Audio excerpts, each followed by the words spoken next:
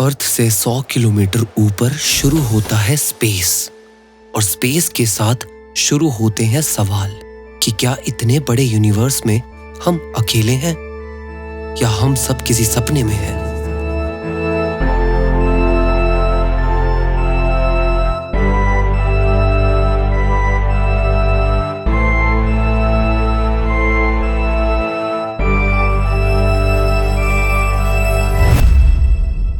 तो कहानी शुरू होती है कूपर से, जो नासा का एक्स पायलट था और एक इंजीनियर भी।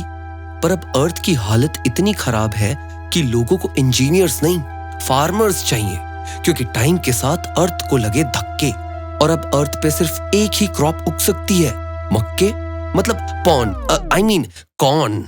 मैं हूं डॉन। और इस वजह से अब अर्थ पे फार्मिंग मुश्किल हो गई है। एक्सेसिव धूल की वजह से कई लोगों को सांस की बीमारी और हर बच्चे का डरावना सपना सच हो रहा है, सफाई। मतलब तुम वापस आओगे स्कूल से और घर ढका मिलेगा धूल से। तो कूपर रहता है अपनी फैमिली के साथ, जहां है उसका बेटा टॉम, जो कूपर की तरह फार्मर बनना चाहता है, ससुर डोनाल्ड और उसकी टॉयलेट वाली बेटी मर्फी, जिसको भूत दिखाई देते हैं। तो according to the law of Bhootnath, देखो यार, भूत वूत नहीं होते, एंजल्स होते हैं। तो कूपर इसे समझाता है, बेटा मर्फी, खा लो बर्फी, पर बातें मत करो एक तरफी, दोनों तरफ की साइन समझो। तो कूपर छोड़ने जाता है मर्फी और टॉम को स्कूल, लेके मॉडिफाइड स्विफ्ट डिजायर, मगर फट गया टायर और इसका भाई इसे कोसता है क्योंकि वो लड़की है ना, मतलब बदकिस्मत। मगर मर्फी का मतलब छुपा है मर्फी लॉ में, और मर्फीज लॉ ये कहता है कि जो होने वाला है वो तो होगा। कि तभी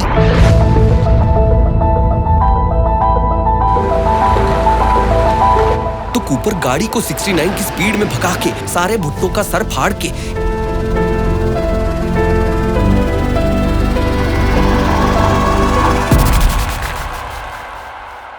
इस ड्रोन को पकड़ लेता है, क्योंकि ये एक इंडियन एयरफोर्स का ड्रोन है,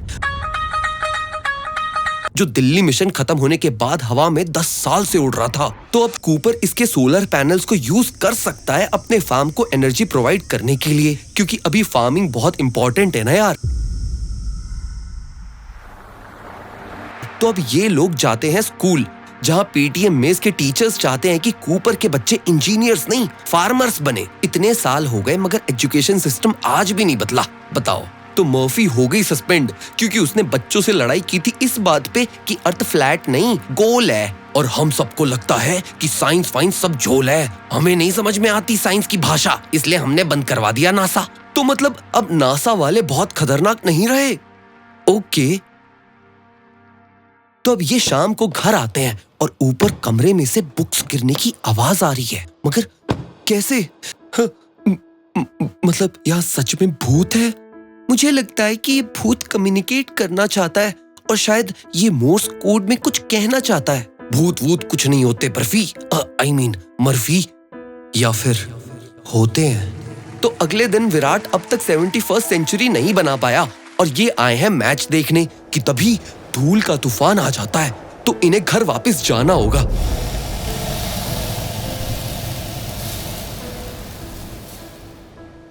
मगर घर पे खिड़कियां खुली हैं और उस भूत ने फिर से कोई मैसेज दिया। तो ये सब देख के कूपर अब सीरियस हो जाता है और कोड को डिकोड करने लग जाता है। पूरी रात डिकोड करने के बाद इसे ये पता चलता है कि ये कोई भूत नहीं है, ये ग्रेविटी है, और ये कोड मॉर्स नहीं, ये तो बाइनरी है, 0 और 1, और उससे इन्हें मिलते हैं कोऑर्डिनेट्स।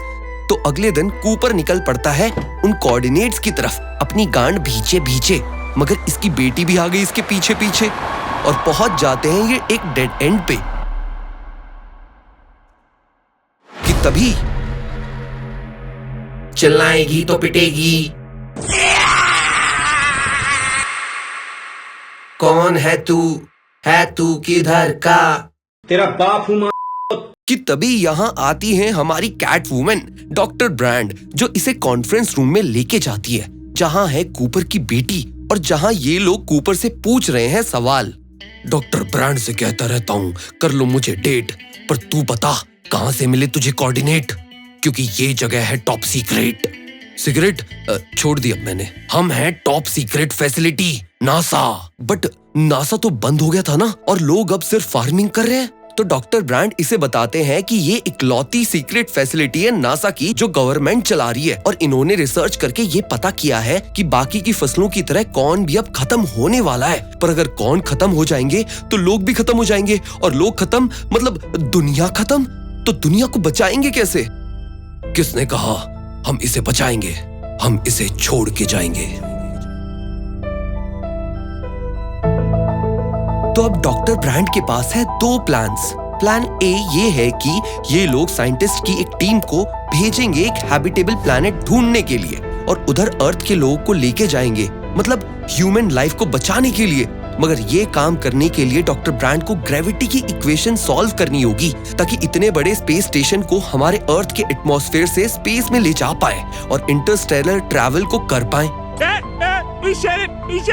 प्लान बी, जिसमें ये लोग इंसानी अंडों को मतलब स्पर्म एंड एग्स के एम्ब्रॉयज को हैबिटेबल प्लैनेट पे कॉलोनाइज करेंगे, उनका पालन पोषण करके हमारा फेवरेट चैप्टर जो हमें कभी नहीं पढ़ाया, रिप्रोडक्शन करेंगे। तो ब्रांड इसे बताते हैं कि ये कुछ रेंजर्स को स्पेस में भेजेंगे हैबिटेबल प्लैनेट को ढूंढने। मगर मिलियन लाइट ईयर्स के आसपास भी कोई ऐसी गैलेक्सी नहीं है जहां हैबिटेबल प्लैनेट मिल सके। तो फिर कैसे? तो ये इसे बताते हैं कि आज से 50 साल पहले सैटर्न के पास इन्हें एक वार्म होल मिला जो कनेक्ट होता है दूसरी गैलेक्सी से। इन्होंने 10 साल पहले वहां पे 12 रेंजर्स को भेजा था, जिनमें से 3 का सिग्नल नासा को मिल रहा है अभी भी। तो ये चाहते हैं कि 4 साइंटिस्ट उस गैलेक्सी में जाके पता करे कि क्या ढूंढे हुए प्लैनेट्स हैबिटेबल हैं या फिर नहीं। मगर इसे चलाएगा कौन? तू ये कैसा नाम है? अबे तू चलाएगा चूतड़। Excuse me, I am Cooper.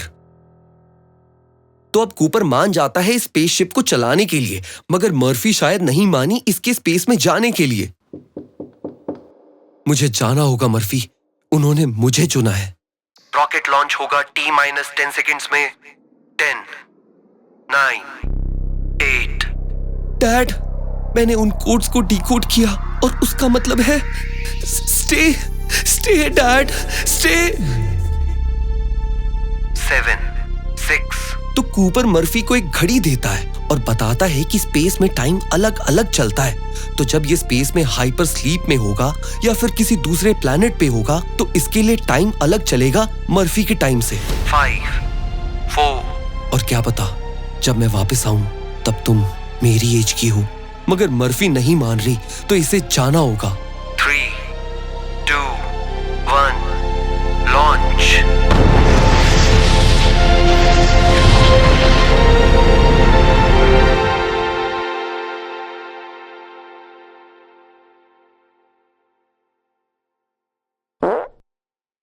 तो अब कूपर, डॉक्टर ब्रांड, डॉयल, रोमेली और टार्स जो एक एआई रोबो है निकल पड़ते हैं मिशन मंगल पे, आई मीन सैटर्न पे। और ये रोबोट मजाक बहुत करता है यार। लाल सिंह चड्डा हिट हो गई। हाँ, ये जो रोबोट होंदा है इंसान बना दे कि रोबोट बना दे। हाँ। अच्छा, हमको सिखा रिया है। तो ये लोग अर्थ के एटमॉस्फेयर से निकल के अपने रॉकेट को स्पेस स्टेशन में डॉक करते हैं, जिससे ये आगे की जर्नी कंटिन्यू करेंगे। और कूपर एक अच्छा पायलट है तो वो आराम से शिप को डॉक भी कर देता है।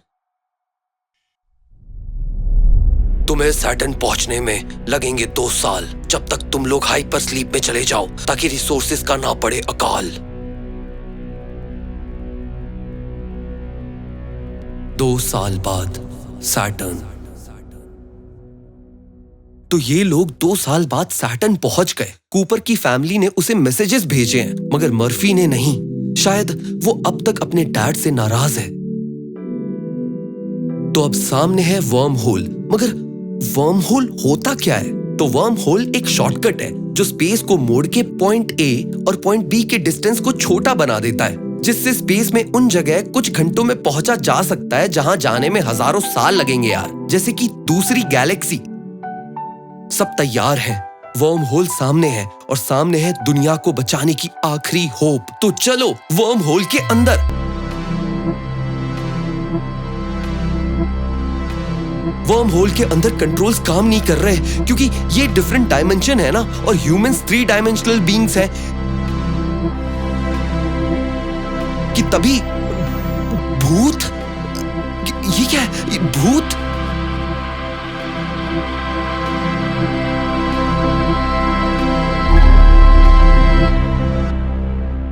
और बूम, मिलियन लाइट ईयर्स दूर ये लोग आ गए दूसरी सैमसंग गैलेक्सी में। ये सब कितना सुंदर और डरावना है यार। तो अब इनके पास हैं 3 ऑप्शंस। पहला, डॉक्टर मिलर का प्लैनेट जो इनके पास है और वहां से कुछ घंटों पहले ही सिग्नल आया है। दूसरा, डॉक्टर मैन का प्लैनेट जो उससे थोड़ा दूर है। और तीसरा, एडमंड का प्लैनेट जिससे 3 साल पहले सिग्नल आना बंद हो चुका था।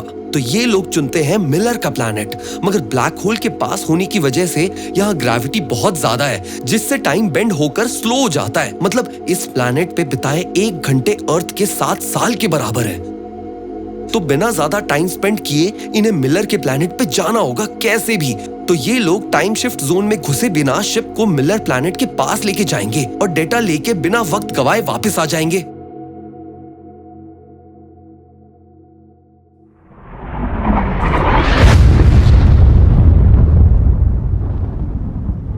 तो ये लोग आ जाते हैं मिलर्स प्लैनेट पे। मिलर्स प्लैनेट ब्लैक होल के सबसे करीब का प्लैनेट जहां सिर्फ पानी ही पानी है। तो ये यहाँ लैंड होकर डॉक्टर मिलर को ढूंढते हैं, पर इन्हें जल्दी करना होगा क्योंकि यहाँ 1 घंटा अर्थ पे 7 साल के जो बराबर है। कि तभी इन्हें मिलता है डॉक्टर मिलर का ट्रांसमीटर। ये तो तबाह हो गया। तो डॉक्टर ब्रांड बाकी का डाटा लेने जाती है माउंटेन्स की तरफ। नहीं नहीं नहीं नहीं, वो माउंटेन्स नहीं है, वो तो सुनामी अल्ट्रा प्रो मैक्स है। What the fuck? भागो!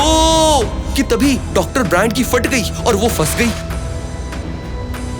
मगर केस एआई इसे भागता है बचाने। सिर्फ लौंडे ही नहीं भाई, रोबोट भी लड़कियों पे मरते हैं। और वो इसे उठा के ले आता है स्पेसशिप में, और बस डॉयल भी स्पेसशिप में चढ़ने वाला होता है कि